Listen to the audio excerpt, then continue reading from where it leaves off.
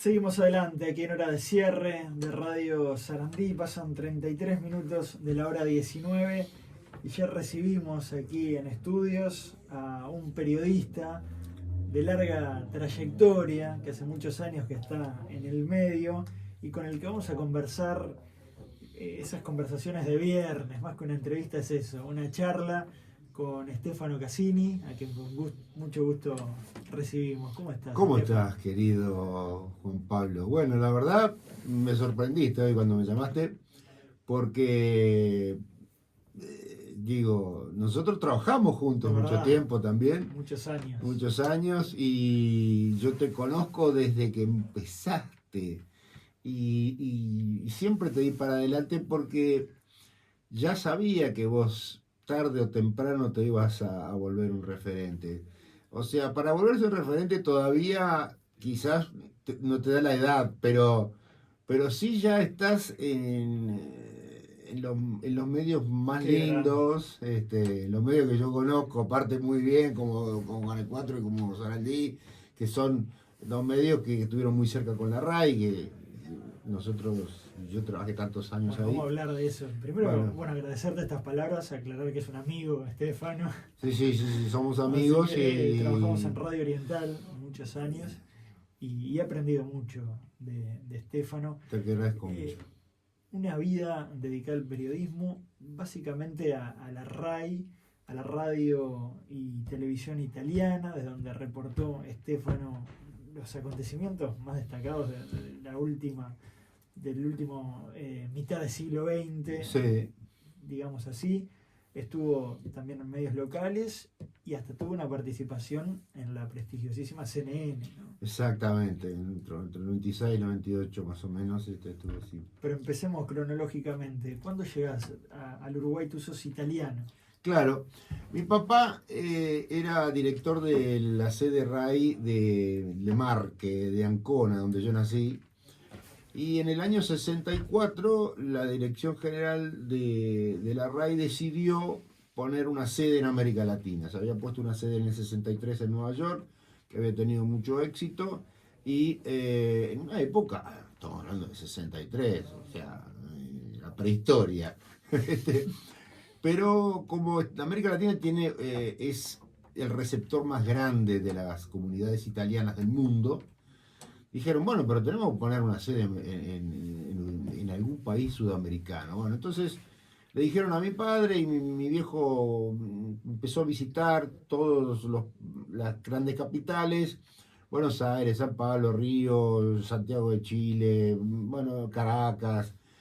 Y era una época muy difícil porque 64, 65 eran las semillas de las dictaduras en un país como Uruguay, que era ni lejos estábamos de una dictadura, y era lo que sigue siendo hasta hoy, una especie de Bélgica sudamericana, un centro logístico, que aparte es un corazoncito ahí en el medio sur del continente, donde trabajaron todos los grandes organizaciones como ALADI, como...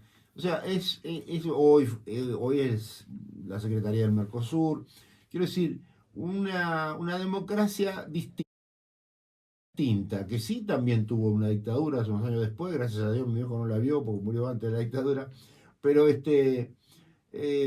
bueno, Con estabilidad, con digamos. estabilidad. Y en realidad mi viejo tenía un contrato por 3 años, tenía que quedarse hasta 68. Por eso mi hermana y yo tuvimos que ir a la escuela italiana, que era la única que podía reengancharnos y darnos, digamos, la escuela italiana hasta hoy, si tú estudias en la escuela italiana, los títulos son reconocidos en Italia. Entonces, era la única forma de poder De seguir seguir. estudiando.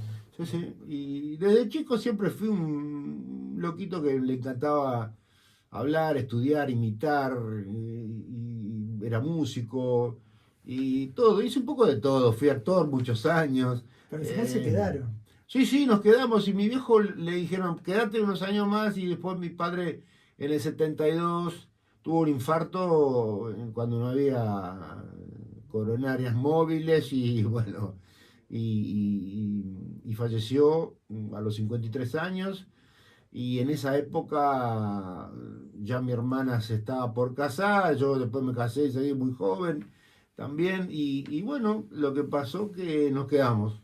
Por más que yo fui a estudiar facultad a Italia unos años, y bueno, pero siempre vinculado al periodismo. Por más que hice ciencias económicas, no tiene nada que ver, pero me apasiona el tema económico. Y empezaste a girar por todo el continente. Claro, eso empezó mucho después, porque yo la primera vez que me paré frente a un micrófono, por ejemplo, por eso para mí estar frente a un micrófono no significa ninguna vergüenza ni nada, fue a los 15 años, imagínate, tengo 70, hace 55 años. Entonces, me acuerdo, Radio Vanguardia se llamaba, CX42 Radio Vanguardia, tenía una sede en el Teatro Estela de Italia, allá arriba. Bueno, habían nacido, así que no me mires con cara. Qué época, ¿no? Qué época, Se bueno. transmitía todo por la radio. Era la radio, sí, igual hoy la radio creo que es uno de esos medios que todavía tiene mucha fuerza. No sé cómo hizo para seguir teniendo tanta fuerza, ¿no? Pero creo que después las redes lo que hicieron es potenciarlas. Las radios, las TV, lo que sea, ¿no? Hasta los diarios, ¿no? Y, y bueno, viví una época dorada para un periodista, porque en realidad pasaron tantas cosas desde que yo soy periodista hasta hoy, que entre guerras, golpes de Estado, crisis, efecto tango, samba, efecto, yo qué sé, tequila, todo, lo que vos que quieras. Y bueno, siempre me gustó. Y entré en la radio en el año 1989 y bueno, fue una prueba de fuego porque la primera nota que hice fue lo de la tablada en Argentina, en el año 89, cuando los montoneros atacaron un cuartel, donde hubo muchos muertos y todo. Y a partir de ahí en la RAI, claro, fue el salto, porque yo acá había trabajado en muchos medios, sobre todo italianos, porque había sido director de dos medios italianos, el Eco d'Italia y el Loro d'Italia, y había trabajado mucho tiempo también con, no sé si se acuerdan, con Italo Colafranceschi, Claro. que tenía sus programas italianos, nosotros teníamos un programa juntos, Llegaste a pero tener un espacio acá en Sarandí.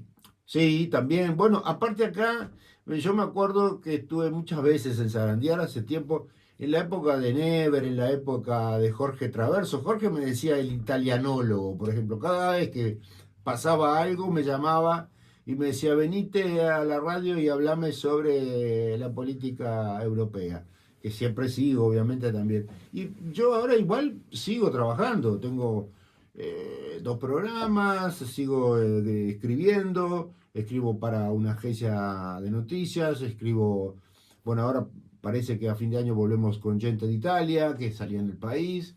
Bueno, tengo una academia de periodismo en la cual enseño periodismo, tengo un programa con algunos alumnos.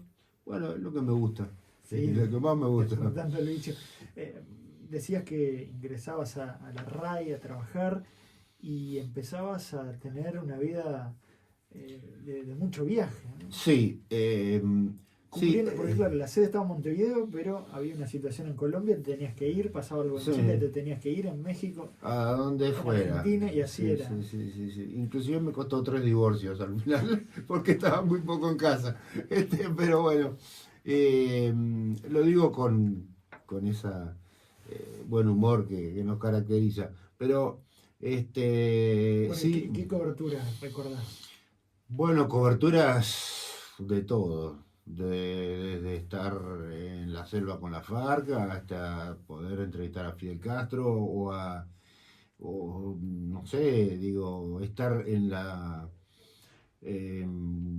Perú, en Lima, para cuando atacaron la embajada de Japón, que tuve que ir para allá también, y yo qué sé, el comandante Marcos, me acuerdo que me llamaron un día, un 31, un primero de enero, Ujú. y me dijeron, te tenés que ir a México. Digo, el 1 de enero que voy a conseguir, ya andate, conseguí lo que quieras, está. Y para llegar hasta donde estaba el comandante Marcos, que estaba en, ¿cómo se llamaba ese estado de ahora no me acuerdo del estado, pero digo, hace Chiapas, muy bien, gracias querido de Chiapas. Y bueno, o sea que ¿Y cómo fue también, eso? ¿Cómo ¿cómo preparabas esa fue? cobertura? Y las coberturas se preparaban en esa época que no había internet, que no había celulares. O sea, en realidad yo empecé a tener celular a partir del 92 por ahí, 93 que me dio la RAI, me acuerdo que eran los primeros ladrillos, ¿te acordás? Los ladrillos de los Motorola. Y, y que bueno, que tenía una cobertura excelente, y eso facilitó mucho. Pero yo también trabajé mucho con las teletipos, yo trabajaba con ANSA, en la época, sobre todo en la parte de la comunidad italiana. Y con la RAI, tengo que agradecerle mucho a la RAI de haberme hecho conocer tanto mundo, de haberme hecho conocer tantos personajes, como entrevisté lo que sea, a Maradona, a Fangio, a Pelé, a Belange, a García Márquez, personajes de la historia que solamente con una gran, digamos, network internacional puedes llegar, ¿no?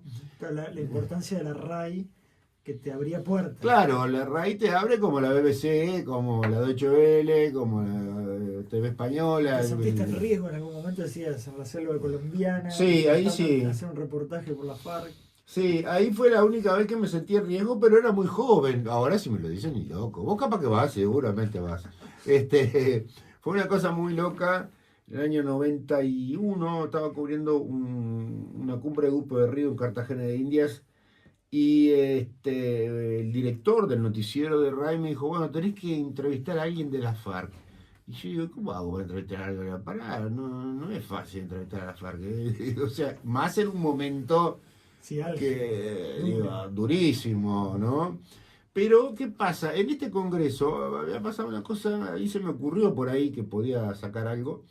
El ELN, o sea, el Ejército de Liberación Nacional, que también no era tan fuerte como la FARC, pero sí fue muy importante en Colombia y también metió bomba, mató gente y provocó grandes destrozos.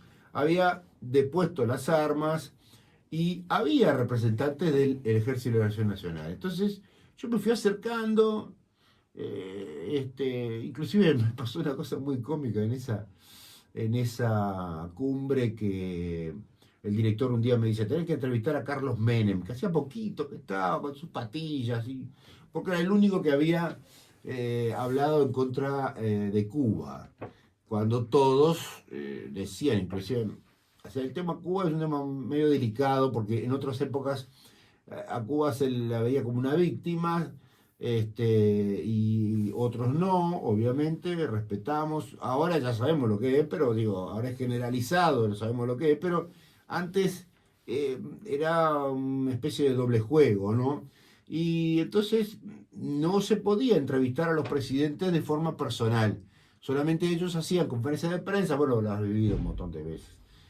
Las conferencias de prensa de lo que es un congreso o lo que es una cumbre, donde el presidente responde preguntas, pero no te hace una... Y entonces el director me dice, no, tenés que hacerle una personal. Y digo, ¿cómo hago? Y bueno, ingeniátela. Entonces yo, una vez que salió de una conferencia de prensa, me le acerqué con mi grabadorcito, a cassette, me acuerdo. Estamos hablando del 91, o sea, hace 33 años.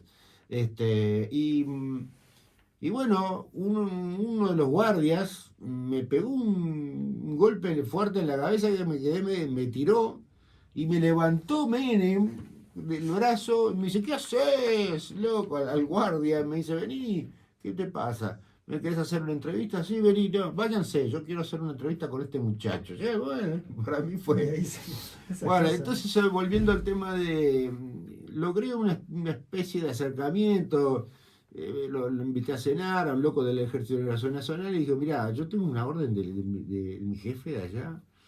Bueno, digo, ustedes se conocen, digo, ¿no tendrás algún contacto? Digo, ¿Eso con mirá, quién? Esa con reunión. un muchacho que se llamaba Roberto, Sí, no importa el nombre. No me acuerdo, Era es decir, de era organización. del Ejército de Liberación Nacional, que era uno de los que habían depuesto las armas. Entonces yo le pedí, bueno, qué contacto tenía con alguno de la FARC para poder hacerle una entrevista. Aparte, el director me dijo, tiro fijo, ¿eh? Quería el tope, digo, no quiero. Y vos tenés que llegar con el material, tenés que Y cumplir. sí, cuando estás en un network internacional tan grande, el fallar es difícil, ¿viste? O sea, te ponen entre la espada y la pared, porque vos sos de la RAI, vos tenés que ir para adelante. ¿Y Vos cómo sos llegaste? y ¿Cómo llegaste? llegué, porque al final el tipo me dijo, mirá, tengo un contacto. Yo ya tenía celular. No, tenía celular no. En ese momento no tenía celular, pero le di el número de mi habitación. Me dijo, quédate en tu habitación, en el hotel, en Cartagena, durante toda la mañana de mañana, que te van a llamar. Bueno, está, me quedé, no me llamaba, tipo a las 12 me estoy por ir. Y suena, y me dice, sí, el señor Estefano Cassini, sí. Mire, le habla fulanito. No, le quería decir que para lo que habíamos hablado, mañana de mañana le viene bien que puede estar a esta hora en tal lugar. Sí, puedo estar, le dije. Nosotros no lo vamos a pasar a buscar, usted tiene que venir a este lugar. Bueno, perfecto. Entonces pues fui, me encontré en una esquina, al rato yo le dije cómo era, pasa un auto y una facha media rara me dice, ¿Cassini? Sí, venga, entrar nomás. Y bueno, ahí fue un periplo muy raro porque hice me cambiaron 2 veces de autos o 3 veces, después me metieron en un helicóptero, todo vendado siempre. Y cuando me sacaron la venda estaba ahí como en las películas, entre la AKR-47 y los soldaditos de la FARC. Y bueno, y me dicen, no está el señor Terofijo, que está en otro lado, lo va a atender el señor Raúl Reyes. Bueno, que era el número 2 en ese momento, ese con los lentes grandes, ¿te acordás? Bueno, y le hice una nota y me llevaron, me trataron muy bien, me devolvieron al mismo lugar donde me había, donde me Y había nunca dejado. supiste dónde. En Nunca mitad de la supe que selva. estaba en el medio de la selva, sí, obviamente. Los mosquitos Qué historia. pagaban boleto, era una cosa de loco. Y bueno, muchas cosas así que me pasaron en la vida y yo qué sé, y otras cosas, un montón de cosas raras que me han pasado. Con Y Maradona, decía. con Maradona, la primera nota con Maradona fue, porque también el jefe el director del TV Sport, TG Sport, que sería el noticiero deportivo, me dice, tenés que entrevistar a Maradona. Eso fue en el año 90, no, antes. Sí, no, 90, por ahí, 91, ahí está, 91, 92, por ahí. Hacía poco había que se había jugado el Mundial de Italia, donde Argentina había perdido con Alemania al final.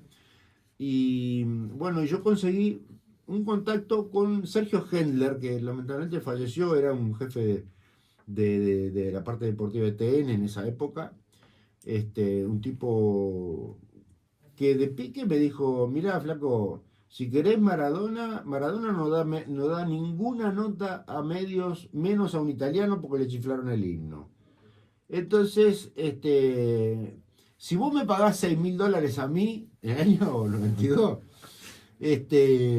yo lo convenzo, porque es amigo mío. Bueno, lo llamé al director y le dije, mira, me pasa eso, te giro mañana, dale, vale, para adelante. Bueno, y así, eso fue radiofónico, hicimos un especial sobre Maradona.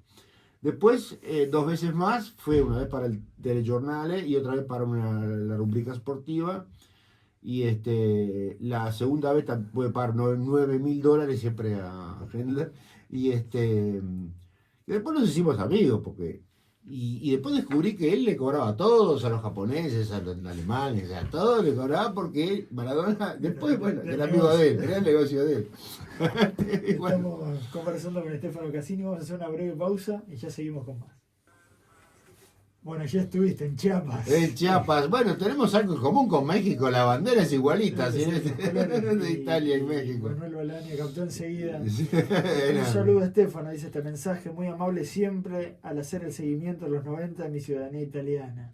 Carolina, mi segundo apellido, Latesa, originario de Campobasso. Saludos. Bueno, muchísimas gracias. Sí, aparte me dediqué no solo al periodismo, porque no siempre el periodismo te hace ganar mucha plata, y al contrario, tenés que, sobre todo en Uruguay, y también me dediqué, por ejemplo, a dirigir un patronato, y también hice muchas ciudadanías, y bueno, entonces, Siempre vinculado a la comunidad italiana. siempre, Nos quedan los últimos minutos. sí. Nos quedó corta la charla, así que Sí. te vamos a volver a invitar porque queremos Cuando conocer quieras, más de esas cuando- anécdotas.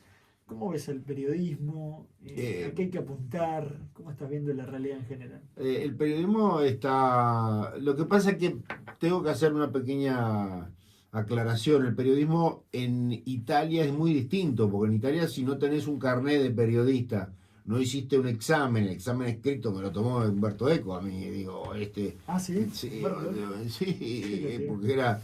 entonces, profesor. el profesor...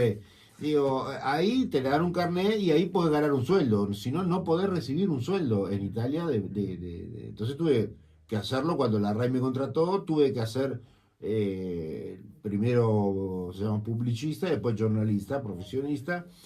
Y bueno, creo que eso existe en Italia hace muchos años, hace 100 años. Creo que el periodismo hoy es muy difícil llamar periodista a alguien. ¿Me explico? Porque hoy son todos periodistas. Digo, más allá que, obviamente, nosotros en otras épocas, hablando hoy con el Vasco que nos está escuchando, el Vasco Echegorri, con quien trabajé tantos años, ex director de Telemundo, una persona, no solo un gran amigo, sino un hermano, y decíamos, bueno, nosotros tenemos largas charlas porque somos casi coetáneos, es un poco más chico que yo. ¿Y qué pasa con el periodismo hoy? Las redes son ayudas, son herramientas, pero es como una pistola. Si la tiene un narcotraficante, te mata. Si la tiene un policía, mata a un narcotraficante. O sea, las herramientas son buenas y malas, pueden ser mal utilizadas. Hoy lo que confunde quizás es la inmediatez del periodismo. Porque tú hoy con un celular estás tomando algo y a los 30 segundos estás en CNN. O sea que algo que nunca pasaba antes. Pero la rigurosidad, las historias, eso Y mantenerlo, ¿no? hay que mantener, hay que mantenerlo lo que se pueda, pero es un hay método mucho difícil. fake. Y el gran enemigo creo que es la inteligencia artificial, que puede hacer cualquier estrago como herramienta si está mal utilizada. Estefano Cassini, periodista, gracias por acompañarnos aquí en Hora de Cine. Gracias a vos, Juan Pablo, y gracias a todos, a la audiencia de Sarandí, que me escuchaba mucho. Yo vine muchas veces acá y agradezco muchísimo a todo esto. Y gracias al técnico que tenés una sintonía brutal y hasta conmigo la tuvo, así que está bárbaro. Nos vemos Nos prontito, vemos cuando quieras. Y gracias a quienes han estado con nosotros en esta jornada. Que tengan un muy lindo fin de semana. A partir del lunes nos reencontramos a las 19 horas aquí en Sarandí. Que lo pasen bien.